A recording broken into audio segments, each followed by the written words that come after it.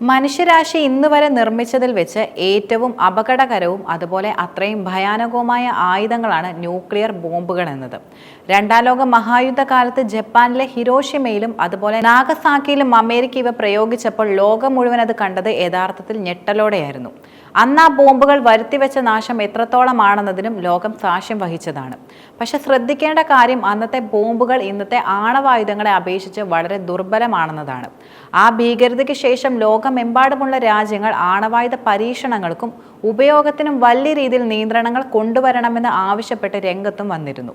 ഇന്ന് ഇന്ത്യ ഉൾപ്പെടെ ഔദ്യോഗികമായി ആണവായുധങ്ങൾ സ്വന്തമായുള്ളത് 9 രാജ്യങ്ങളായിട്ടാണ് നിലനിൽക്കുന്നത്. 1974 ഇന്ത്യ ആണവ ശക്തിയായി മാറിയതും 1964 ചൈന ആണവ പരീക്ഷണം നടത്തി ഭീഷണി മുഴക്കിയതിനെ തുടർന്ന് പാർലമെന്റ് സമ്മേളനത്തിൽ അടൽ ബിഹാരി വാജ്പേയി ഒരു ആറ്റം ബോംബിനുള്ള മറുപടി ഒരു ആറ്റം ബോംബ് തന്നെ ആയിരിക്കണമെന്ന് ചൂണ്ടിക്കാട്ടിയിരുന്നു. 1974 മെയ് 18 അന്നത്തെ പ്രധാനമന്ത്രി ഇന്ദിരാഗാന്ധിയുടെ നേതൃത്വത്തിൽ നടന്ന ആദ്യ ആണവ പരീക്ഷണമായിരുന്ന ഓപ്പറേഷൻ സ്മൈലിംഗ് ബുദ്ധയിലൂടെ ഇന്ത്യ ന്യൂക്ലിയർ ക്ലബിൽ ഇടം പിടിക്കുന്ന 6ാമത്തെ രാജ്യമായി മാറുകയായിരുന്നു യഥാർത്ഥത്തിൽ. 1998 മെയ് 11 ഇന്ത്യൻ സൈന്യത്തിന്റെ പൊക്രാൻ ടെസ്റ്റ് റേഞ്ചിൽ ഓപ്പറേഷൻ ശക്തി എന്ന പേരിൽ ഇന്ത്യ 2ാമത്തെ ആണവ പരീക്ഷണം നടത്തുകയും ചെയ്തു. മെയ് 11 ശക്തി 1, ശക്തി 2, ശക്തി 3 എന്നിങ്ങനെ 3 ആണവ ബോംബുകളായിരുന്നു കൂടുതലും ഇന്ത്യ പ്രയോഗിച്ചിരുന്നത്. 2 ദിവസത്തിനു ശേഷം മെയ് 13 മറ്റ് 2 ആണവ ബോംബുകളായ ശക്തി 4ഉം ശക്തി 5 എന്നിവയും പരീക്ഷിക്കുകയുണ്ടായി.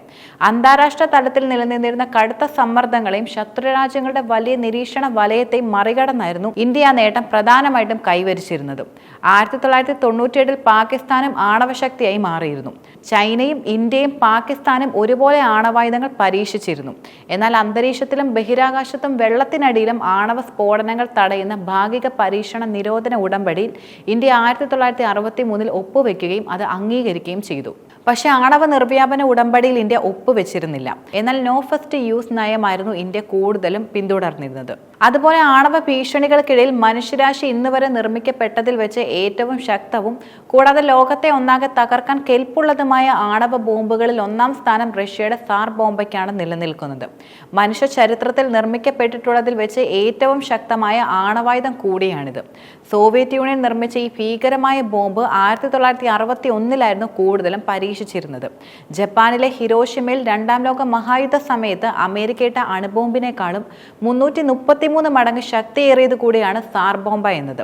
റഷ്യൻ ആർട്ടിക് മേഖലയിലെ ഒരു വിദൂര ദ്വീപിന് മുകളിൽ ഏകദേശം 10 കിലോമീറ്റർ ഉയരത്തിൽ വെച്ചുകൊണ്ടായിരുന്നു ഇത് കൂടുതലും പൊട്ടിത്തെറിച്ചിരുന്നത്. മാത്രമല്ല ഈ സ്ഫോടനത്തിന്റെ ശക്തി എന്നത് 58 മെഗാ ടണ്ണായിരുന്നു. 1945 ജാപ്പനീസ് നഗരമായ ഹിരോഷിമയെ നശിപ്പിച്ച ഈ ബോംബ് കേവലം 16 കിലോ ടൺ മാത്രമാണ് ഉള്ളത്. സൂര്യനെ ശക്തിപ്പെടുത്തുന്ന അതേ ഊർജ്ജ ഉൽപാദന പ്രതികരണമായ ന്യൂക്ലിയർ ഫ്യൂഷനിൽ നിന്നുകൊണ്ടാണ് ഇതിന്റെ അവിശ്വസനീയമായ ശക്തി പ്രധാനമായിട്ടും ലഭിച്ചിട്ടുള്ളത്. പ്രൊഡക്റ്റ് 202 ഒരിക്കലും യുദ്ധത്തിൽ ഉപയോഗിക്കുകയും ചെയ്തിരുന്നില്ല.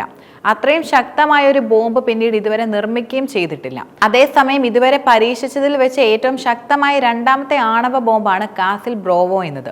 ഏകദേശം 10 ടൺ ഭാരവും അതുപോലെ 5 മീറ്റർ നീളവും ഉണ്ടായിരുന്ന ഇത് വിമാനത്തിൽ നിന്നും താഴെയിടാൻ കഴിയുന്ന തരത്തിൽ കൂടുതൽ നിർമ്മിച്ചവയാണ്. 1954 മാർച്ചിൽ പസഫിക് സമുദ്രത്തിലെ ബിക്കിനി അറ്റോളിയിലാണ് അമേരിക്ക ഇത് കൂടുതലും പരീക്ഷിച്ചിരുന്നത്. എന്നാൽ സ്ഫോടനം പ്രതീക്ഷിച്ചതിലും 15 മെഗാടൺ കൂടുതൽ ഊർജ്ജം പുറത്തുവിട്ട് 15 മെഗാടൺ ശക്തിയായി രേഖപ്പെടുത്തുകയായിരുന്നു.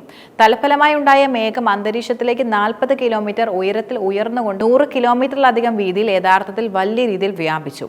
ഈ സ്ഫോടനം സമുദ്രത്തിന്റെ അടിത്തട്ടിൽ ഏകദേശം 2 കിലോമീറ്റർ നീളമുള്ള ഒരു വലിയ ഗർത്തവും സൃഷ്ടിക്കുകയുണ്ടായി. ചരിത്രത്തിലെ ഏറ്റവും അപകടകരവും അതുപോലെ വിവാദപരവുമായ ആണവ പരീക്ഷണങ്ങളിൽ ഒന്നുകൂടിയായിട്ടാണ് ഇത് കണക്കാക്കപ്പെടുന്നത്. പട്ടികയിൽ 3ാം സ്ഥാനത്താണ് കാസിൽ യാങ്കി നിലനിൽക്കുന്നത്. ഓപ്പറേഷൻ കാസിൽ പരമ്പരയിൽ അമേരിക്ക തെർമോ ന്യൂക്ലിയർ ബോംബുകളുടെ പരീക്ഷണങ്ങളിൽ ഒന്നിന് നൽകിയ രഹസ്യനാമം കൂടിയായിരുന്നു ഇത്. അമേരിക്ക അവരുടെ കാസിൽ പ്രോഗ്രാമിന് കീഴിൽ പരീക്ഷിച്ച മറ്റൊരു ശക്തിയേറിയ ആയുധവുമാണിത്. വലിയ നാശം വരുത്താൻ ശേഷിയുള്ളതും അതുപോലെ താരതമ്യേന ചെറിയ ബോംബ് നിർമ്മിക്കുക എന്നതായിരുന്നു ഇതിന്റെ പ്രധാന ലക്ഷ്യമെന്നതും.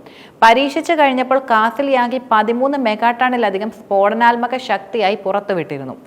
ആണവശാസ്ത്രത്തെ തന്നെ എന്നേക്കുമായി മാറ്റിമറിച്ച IV മൈക്ക് ബോംബ് കൂടിയാണ് 4ാം സ്ഥാനത്തുള്ളത്. ലോകത്തിലെ ആദ്യത്തെ ഹൈഡ്രജൻ ബോംബ് ഇതാണ്. ലളിതമായ വിഘടനത്തെക്കാൾ വളരെ ശക്തമായ തെർമോ ന്യൂക്ലിയർ ഫ്യൂഷൻ പ്രക്രിയയായിരുന്നു കൂടുതലും ഉപയോഗിച്ചിരുന്നത്.